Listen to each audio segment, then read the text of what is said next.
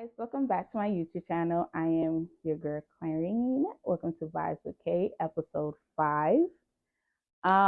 Before I get started, I'd like to say thank you everyone for tuning in for each and every episode. I really appreciate you guys. I can't believe this whole month this went by so quickly. Like this is crazy. Um, but happy Women's History Month, you guys. Happy Women's History Month.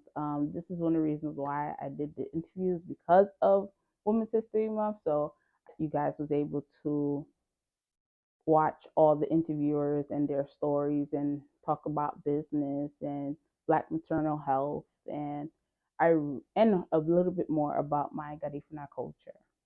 Now, each interviewer I asked, give me a definition of a Garifuna woman. How would I define the definition of a Garifuna woman? That would be my mother's and my aunts and my grandma.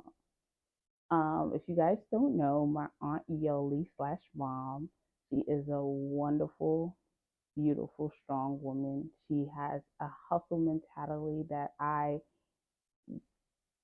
love and that I strive to have, which I do. But my aunt, which I call mom, she she's a hustler. She has done so much within the Garifuna community. She had a Garifuna restaurant here in New York, in the Bronx, called the Yoli's Restaurant. She sells bayalas in Waporu. She used to sew for my cousin's sweet 16s dresses for the damas and also for the sweet 16 girl. She also baked a lot of cakes and cookies and bread as well. And she just does a lot, and I admire her so much, and I am thankful for her for raising me to be a business savvy person as well. So she will definitely be a good definition of a Garifuna woman. Also, my grandmother, who worked and hustled as well throughout her time of living. She is known for her coconut bread, and she loves each and every grandchild that she has. She makes sure that every time we go back home, that the house was just full of love and food and it was just amazing being back home visiting my grandmother um, the time that she has lived, and I love her so much and miss her as well. um, Another person that I will say that is a good definition of Garifuna woman will have to be my mother, Elva Arzu. She was an educator. She was fun, of what I hear, fun, loving, and one of my cousin's favorite aunts. So I kind of feel like I give that energy to my nieces and nephews as well. Um, she was an educator. When she came to New York, she wanted to be a teacher. But yeah, so my mom was also a good definition of being a good definition of a Garifuna woman. Also, my aunt Chiki, who is also amazing, supportive, loving, as well as very strong minded when it comes to um, education and being who you want to be and making sure you got to do what you have to do. She's amazing, and I appreciate her 100%. And I love all these ladies, and I feel like they are the best definitions to me of a Garifuna woman. And I hope in the comment below you could tell me what is the definition. Give me your definition of a Garifuna woman. Um, but yeah, but besides all of that amazing things, I once again appreciate everyone for tuning in, and I hope to see you guys and watch all my videos. And I want to say thank you. So, with that being said, let me answer these questions and stay tuned.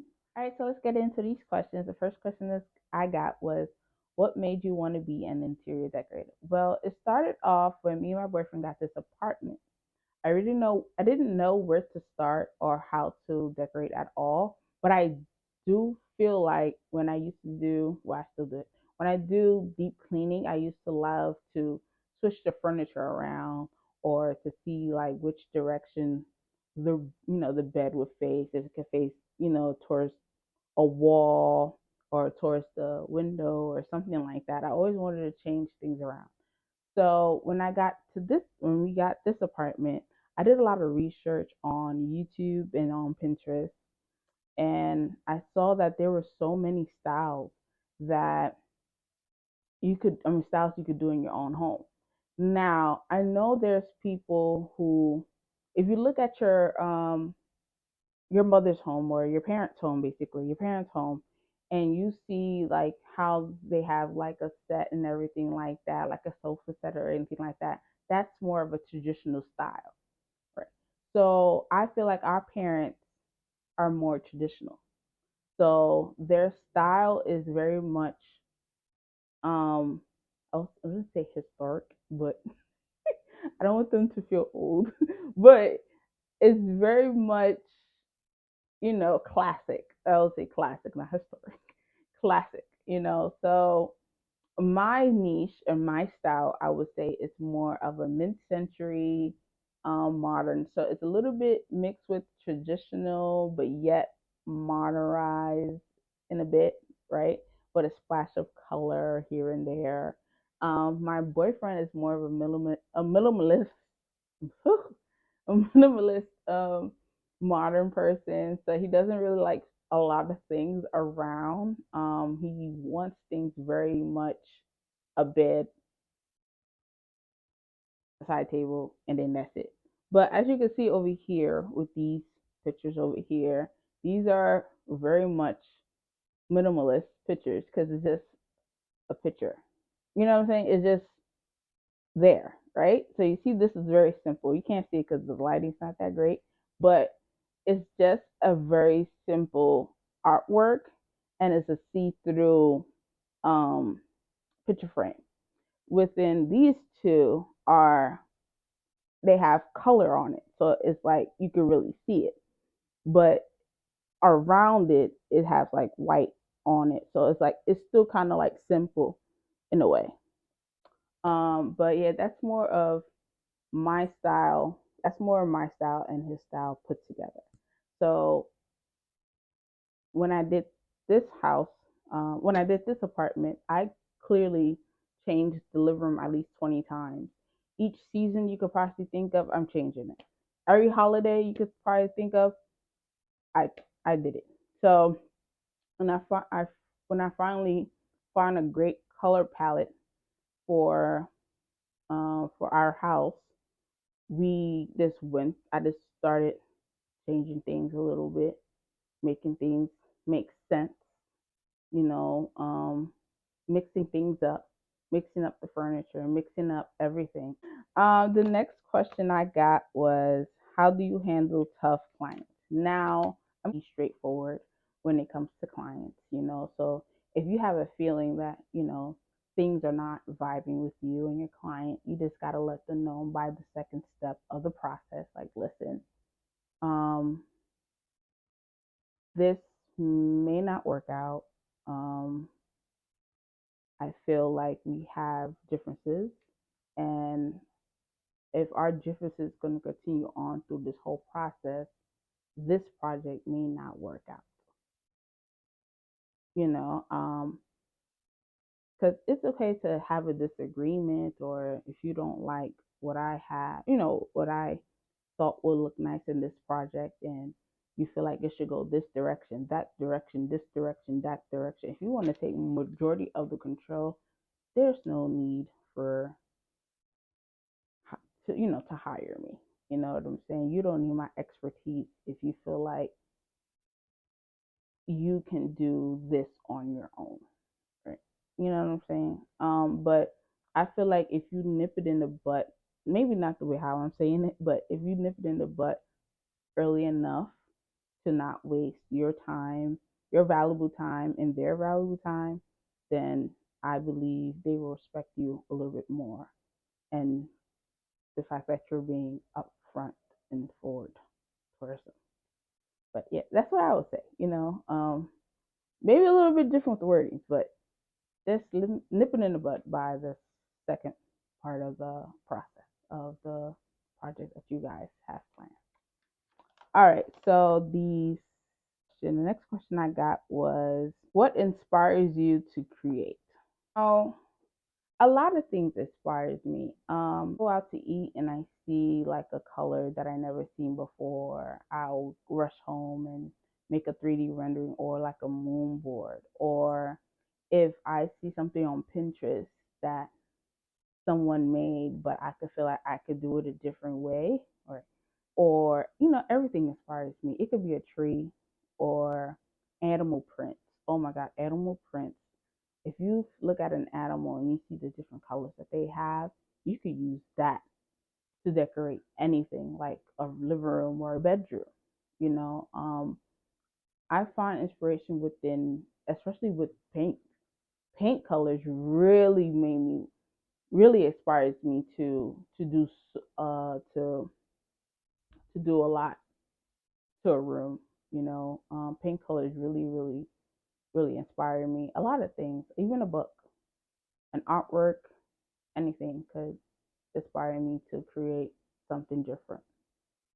So yeah. The next one I have. Ooh, the next one is, what's your favorite part of the job? My favorite part is seeing my clients smile, seeing what we've been working on for the past maybe 8 weeks or the past year, maybe, just to see them smile and see them excited, like, wow, like everything we talked about. Like it's so different when you show them like a moon board or a 3D rendering, and it's like that's exciting too. But when they see like the whole thing done, it's like, and they light up like, oh my God, everything we work hard for is like here. Like it's amazing. Seeing people happy makes me happy. You know, so that's that. The next one is, are you happy? I am happy. I am very happy. I feel like for the past 3 years, I'll say my journey hasn't been the best, but I feel like I'm I'm getting there. Like I'm not rushing it, but I am getting there. Like going to these interior design events and these conferences and going to High Point Market and going to these pop-up shops or anything like that. I won't call them pop-up shops, I'm sorry. These showrooms are very, it's like it's the best. I love it. I love looking at the showrooms. I love connecting with people. I love the networking. To see the interior designers that I follow or follow me or give me compliments about my work, and us, see the person that that we cheer each other on, and then you see them face to face is like another whirlwind. It's like, oh my God, we finally could see each other. You could talk more about everything. So networking is kind of like the best thing that has happened to me. Going out there and you know meeting new people has been good. It's been good. It's been good. So I am happy. I am happy. I also am gonna say that for the past 3 years, my decorating skills has really improved. Like to see the improvement of my skills has also been exciting, to see the stuff that I can do and to see the stuff I can do not only in 3D rendering, moon board, or in my house, just to see it in other people's homes is really exciting. Like I really do enjoy that, and I'm happy. I'm just happy. I just hope, in the future I could make more people happy and excited about decorating their own home and be able to make other people smile. My other question is, who is your biggest supporter?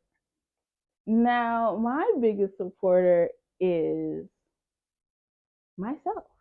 Now, it is myself. Like, you have to be your biggest fan. I believe that you got to be your biggest fan. And also, I do have other supporters as of my boyfriend, my friends, my family. Everybody supports. You know, having a support group is very important. And so I don't really have the biggest supporter. I'll have to say me. Sorry, I'll have to say me though. I'm my biggest supporter. I believe in my craft. Even though there's times that I want to give up and there's times that I want to quit. Um, and I do, reach out for advice. And even if I don't like it or not, at the end of the day, it's my name in it. So I have to be able to lift up myself up in order to make this work. I love what I do. Um, I wouldn't I wish I would have done this years ago. Honestly, I wish I would have done more research on what I want to do in life, and to do it now is good. But I also wish I should have done this a long time ago. It's like I just love what I'm doing. So I'm my I am my biggest supporter, as well as my friends and family and boyfriend, um, who has been there for me even when I'm sad and stuff, or I feel like I need to give up, or I'm not working hard enough for what I'm trying to do. So my friends and my boyfriend has been my rock. My family as well has been my rock. So I really appreciate them, and thank you. My next question is, where do you see your business in 3 years? Well, in 3 years, oops, sorry, in 3 years, do interior design full time, get a team, expand into different ventures like pillows, candles, or something like that. Um, yeah, that's how I see it. I could picture myself with an office, with a team, that and doing more clients' houses and homes, or anything like that. So that's that's what I see myself doing. The next question I got is, oh, I think that's it. Okay, so that's all the questions that we have today. I'm really excited for you guys to tune into more interviews and to more things that I have coming up. I'm also going to be doing the one room challenge. I'll be doing my entryway. I'm so excited. It started April 5th. It ends May 28th. So I'm really excited about that. Um, if you guys want any interior design tips or services, there's link on my bio on Instagram at @jamilacor_, and book your free discovery recall, and just let me know like what you want, and I'm here for any of the service that you may want. We do e-design as well. E-design is more so where I send you a moon board, a shopping list, and you get to do it on your own time. And if you need assistance, I'll be able to travel to you. Right now, I'll say my schedule is a little bit more flexible than before. So I'll be able to travel to you. So if you're not in New York, if you're in Jersey or California, or anywhere you're at, I'll be able to travel to you. So it consists of full service as well, full interior design service. So I'm available for that as well. So if you guys need any interior design tips or interior design services, I keep saying interior design, interior decorating services, just please link on my bio, Jamil Decor underscore, or I will link below my booking link down here as well. So you can be able to book your free discovery call and we could talk about your ideas.